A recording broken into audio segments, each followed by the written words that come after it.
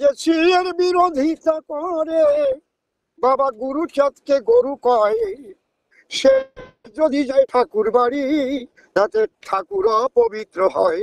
বলতে ইচ্ছা করে। নমস্কার, বাংলা মন থেকে বলছি সন্ময় বন্দ্যোপাধ্যায়। মমতা বন্দ্যোপাধ্যায় অ্যাজ ইউজুয়াল গেলেন এবং মতুয়াগড়ে বনগাঁতে সভা করলেন এবং অ্যাজ ইউজুয়াল আপনারা যেটা বলেন হ্যাবিচুয়াল লায়ার, কেউ বলেন জেনেটিক্যাল লায়ার। আমি কোনো মহিলা সম্বন্ধে জেনেটিক্যাল লায়ার শব্দটা ব্যবহার করতে রাজি নই। আমি বলছি হ্যাবিচুয়াল লায়ার, মানে মিথ্যে কথা বলাটা তার অভ্যেস। মিথ্যে কথা না বললে তিনি রাতে ঘুমোতে পারেন না, মিথ্যে কথা না বললে তিনি হয়তো প্রকাশ্যে আসতেও পারেন না। ফলে তো মিথ্যে কথা বলাটা তার কালচারের মধ্যে। আমি সেটা নিয়ে অবাক হইনি, কিন্তু মতুয়াগড়ে আজকে ঠাকুরবাড়ি গেলেন না কেন?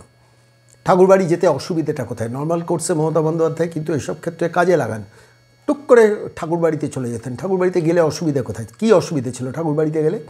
আমি সরাসরি কবিয়াল অসীম সরকারকে ফোনে ধরেছিলাম। আমি তাকে প্রশ্ন করেছিলাম যে ঠাকুরবাড়িতে মমতা বন্দ্যোপাধ্যায় গেলেন না কেন? মতুয়াদের এত উপকার করেছেন, সিএ বিরোধিতা করেছেন, মতুয়া সম্প্রদায়ের চাকরি নিয়ে ছেলে খেলা করেছেন, মতুয়া প্যারা টিচারদের কখনো যোগ্য সম্মান দিয়ে মাইনেটা দেননি, মতুয়া সিভিক ভলেন্টিয়ারদের কখনো কনস্টেবল করার কথা ভাবেননি, মতুয়া শিক্ষিত বেকারদের রাস্তায় বসে থেকে থাকতে বাধ্য করেছেন, মতুয়া সরকারি কর্মচারী অবসরপ্রাপ্ত কর্মচারীদের দীর্ঘশ্বাস বাড়িয়েছেন তাদের পাওনা নিয়ে এটা নিয়ে না দিয়ে। এত মতুয়া সম্প্রদায়ের উপকারী মানুষ একজন রাজ্যের মুখ্যমন্ত্রী, তিনি গেলেন, বনগাঁয়ে হাঁটলেন। ये डर बहुत अच्छा लगा। এরপরেও মমতা বন্দ্যোপাধ্যায় কিন্তু মতুয়া গড়ে একটি সিটও পাবেন না 2026-এ। এটা বলার জন্য কোনো বিশেষজ্ঞ হওয়ার দরকার নেই। তার কারণ প্রথম কথা, শেষ কথা, সিএ বিরোধিতা ক্যা ছি ছি করে করে সিএ বিরোধিতা করার মহিলার নাম মমতা বন্দ্যোপাধ্যায়। এবং তার জন্যই আজকে ব্যাপক অভিনব প্রতিবাদের প্রস্তুতি ছিল মতুয়া সম্প্রদায়ের বহু মানুষের মধ্যে। রাজ্যের মুখ্যমন্ত্রী গেলেন সেটাই মিডিয়াতে খবর হতো, বক্তৃতাটা আর খবর হতো না, মিছিলটাও আর খবর হতো না। মিছিলে হেঁটে লাভ কী? মিছিলে তো প্রতিটি বিভিন্ন জেলা থেকে শয়ে শয়ে সিভিক ভলেন্টিয়ার, কনস্টেবল, পুলিশ, আইবির লোক, কলকাতা থেকে সিকিউরিটির লোক, ব্যাপক প্রস্তুতি ছিল। মানে যত লোক মানুষ মিছিলে হেঁটেছে তার থেকে বেশি 60% বোধহয় পুলিশের লোক ছিল। ফলত মমতা বন্দ্যোপাধ্যায়ের মিছিলটা বিষয় না, বিষয়টা হচ্ছে মমতা বন্দ্যোপাধ্যায় ঠাকুর বাড়িতে গেলেন না। আমি আজকে সরাসরি কবিয়াল অসীম সরকারের সঙ্গে কথা বলেছিলাম। ঠিক মমতা বন্দ্যোপাধ্যায় যখন তার মিছিল শেষ করলেন, আমি ফোনে ধরলাম অসীম সরকারকে এবং গান গেয়েও তার বক্তব্যটা শুরু করলেন। শুরুর পর্বে বললেন, কিন্তু যেটা বললেন শর্মাবাবু, আমরা প্রস্তুত ছিলাম। আজকে ঠাকুরবাড়িতে গেলে মমতা টের পেতেন যে গুরুচাঁদকে গরুচাঁদ বলার রেজাল্ট।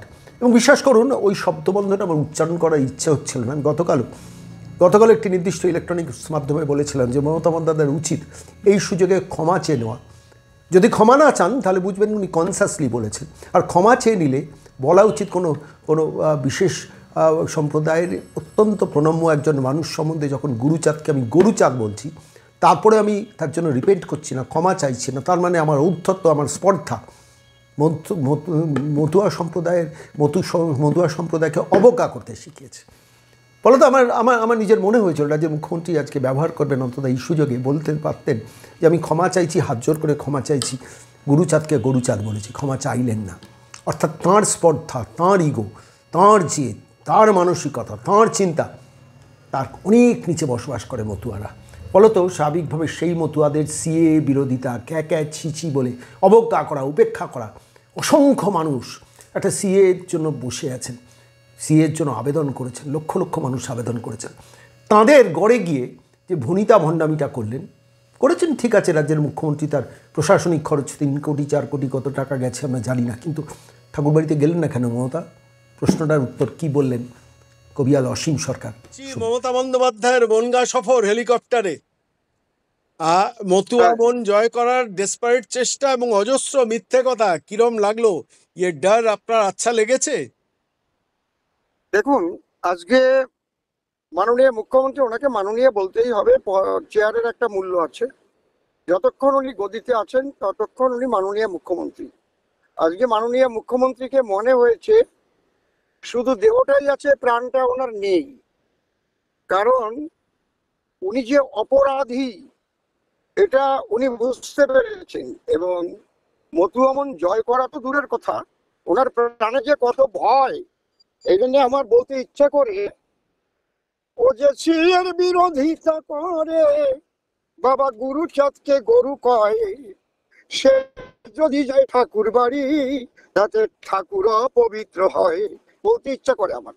এই জন্যে এত ভয় পেয়ে গেছে হুম। বুঝতে পেরেছে। আরো হুম। এমন কতগুলো কথা বলেছে যে কথাগুলো একজন মুখ্যমন্ত্রীর বলা উচিত কিনা আপনি একজন বিজ্ঞ পণ্ডিত বলে আমি মনে করি। আপনি অনেক সময় রাজনীতির ঊর্ধ্বে গিয়ে আপনি সমাজ সংস্কারের কথা এবং মানুষের উন্নয়নের কথা, প্রকৃত সত্যকে তুলে যেভাবে ধরেন আপনি আপনি কাউকে ছেড়ে দিয়ে কথা বলেন না। তার জন্য মাননীয় সন্ময় ব্যানার্জিকে আমি আলাদাভাবে শ্রদ্ধা করি। আমি অসীম সরকার, আপনি অনেক কাউকে ভালো। খাতির করে কথা বলেন না। হুম। আপনার এই চ্যানেল হুম। কাউকে খাতির করে না, হুম। কাউকে ভয় পায় না। হুম। এটা আলাদাভাবে ধন্যবাদ জানাই আপনাকে।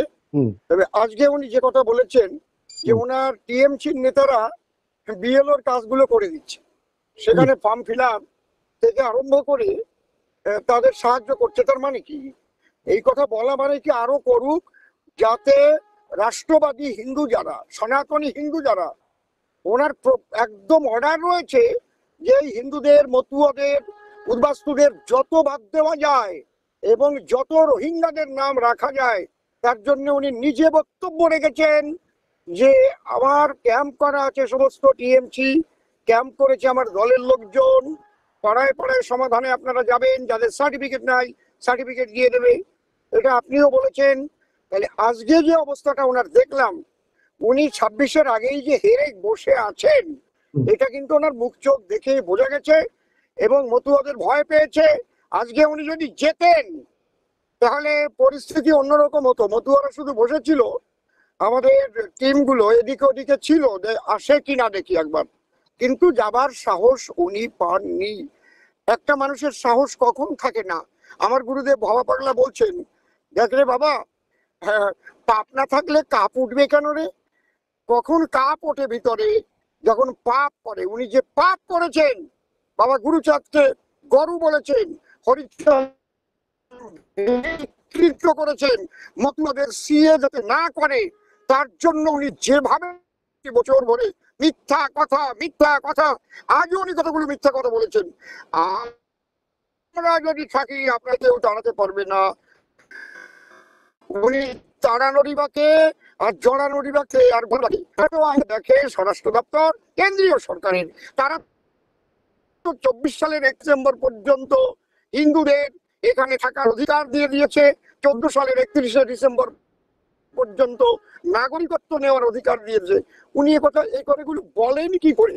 আর উনি বুঝতে পেরেছেন যে মাননীয় আমাদের যে মমতা ঠাকুর মহাশয়া, তিনি যে অনশন করেছেন সে অনশন সঠিক ছিল না। সেই অনশন একদম ভুয়ো নাটকবাজি ছিল। আজকে প্রমাণ হয়ে গেল, যদি অনশনকে উনি সমর্থন করতেন তাহলে কিন্তু ঠাকুরবাড়ি উনি যেতেন। উনি মতুয়াদের কাছে অপরাধী যদি না হতেন তাহলে ঠাকুরবাড়ি উনি যাবার সাহস রাখতেন। ওনারা ঠাকুরবাড়ি ঢোকার মতো মুখ নেই, এই জন্য ভয় পেয়েছেন বলেই এবং নিজে অপরাধী বলেই, ওনার পাপ করেছেন বলেই ভিতরে কাপ উঠেছে, দুক দুক দুক দুক দুক দুক দুক দুক করছে। এই জন্য ওনার ভাষাগুলো আজকে মিন মিন মিন মিন মিন মিন মিন মিন হয়ে গেছে। এই জন্য বুঝতে পেরেছি যে ওনার পরিস্থিতি খারাপ, আর 2-1 মাসের মধ্যেই দেখবেন উনি হার মেনে বসে আছেন। 26 পর্যন্ত যাওয়া লাগবে না, তার আগেই উনি হেরে ভূত হয়ে বসে থাকবেন। নমস্কার।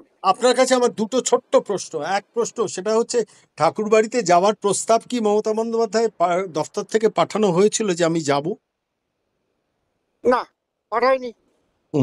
ওনারও চেয়েছিলেন মমতা ঠাকুর মহাশয়, উনি প্রস্তাব দিয়েছিলেন, কারণ ওনার যে অল ইন্ডিয়া মতুয়া মহাসংঘের সর্বভারতীয় সেক্রেটারি সুকেশ ডাক্তার, তিনি নিজে বলেছেন যে আমরা চেয়েছিলাম যে আমাদের মাননীয় মুখ্যমন্ত্রী ঠাকুর বাড়িতে আসুক, যাতে মতুয়ারা তারা আরো মনোবল তাদের বৃদ্ধি পায়।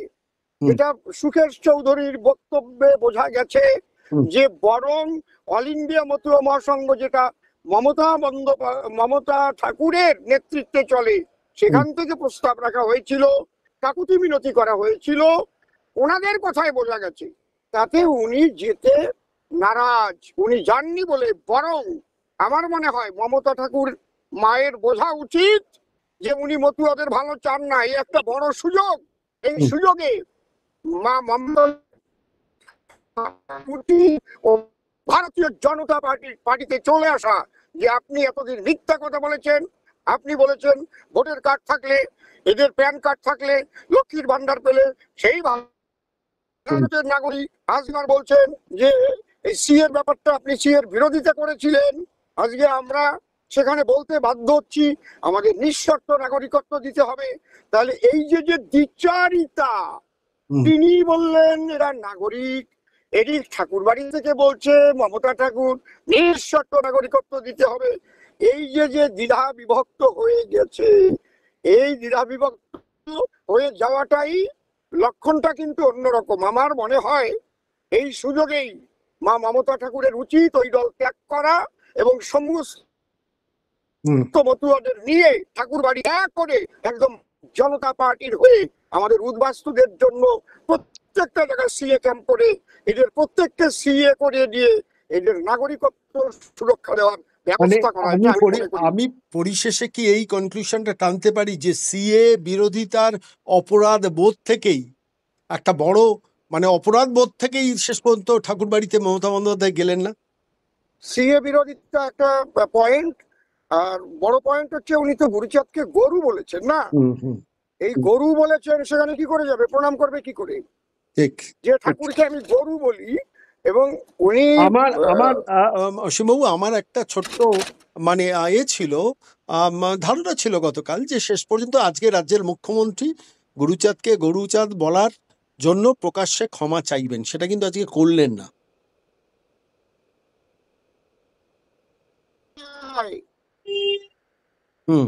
হ্যালো, বলেন উনি নজরুল ইসলামকে দিয়ে মহাভারত লেখান, তবুও সেটাকে সারেন না কখনো।